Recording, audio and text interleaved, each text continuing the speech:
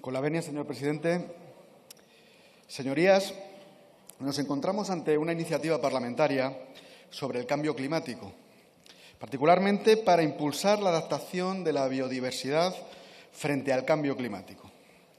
Escucharlos hablar de cambio climático y de líneas de financiación nos preocupa mucho. A ustedes el supuesto cambio climático les importa un bledo. Lo que les importa son los tinglados alrededor de eso que llaman cambio climático y a las pruebas nos remitimos. Desde Vox estamos orgullosos de que España, junto a Italia, sea la nación europea con mayor biodiversidad.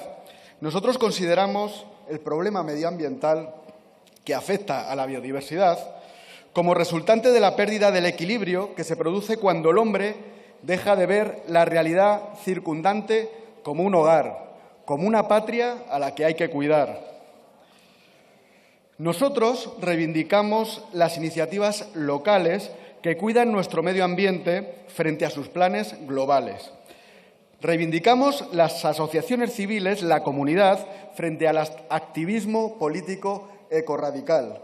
Y las instituciones a pequeña escala, fundadas en el sentido común frente a esas campañas a gran escala del globalismo.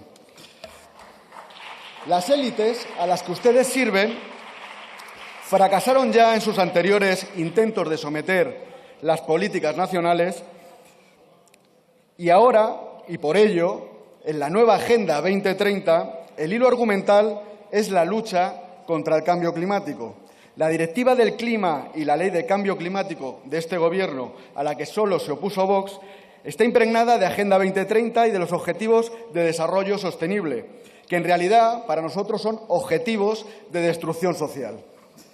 De entre esos 17 objetivos, los números 2, 7, 9, 11, 12, 14 y 13 se refieren al cambio climático o se justifican sobre ese presupuesto no aprobado de un cambio climático causado por el hombre.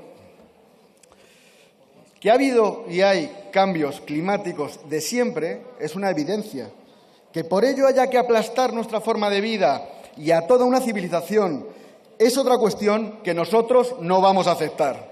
La izquierda europea, y la española en particular, necesita constantemente pretextos para justificar su intervención en la economía y en la vida de las familias españolas.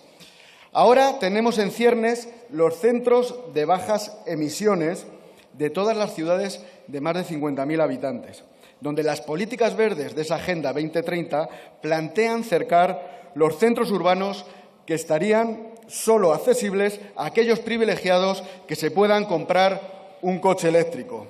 En el caso de mi ciudad, de Ciudad Real, se plantea levantar un perímetro de zona de bajas emisiones donde antiguamente se levantaba la muralla medieval, una zona plagada de cámaras de vigilancia, de controles de paso para hacer inaccesible el centro. Es decir, volvemos otra vez al medievo, donde para pasar a las ciudades tenías que pagar una tasa o ser de las castas privilegiadas.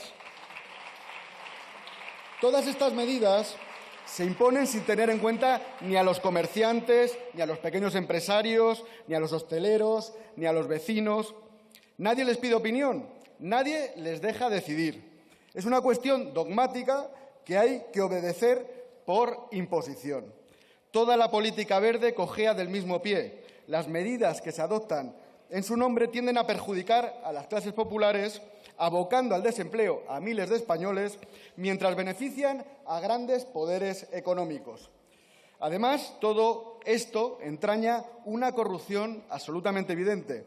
En las últimas noticias sobre la trama del Tito Berni y el mediador, vemos que todo comienza en la Dirección General de Lucha contra el Cambio Climático y Medio Ambiente del Gobierno de Canarias.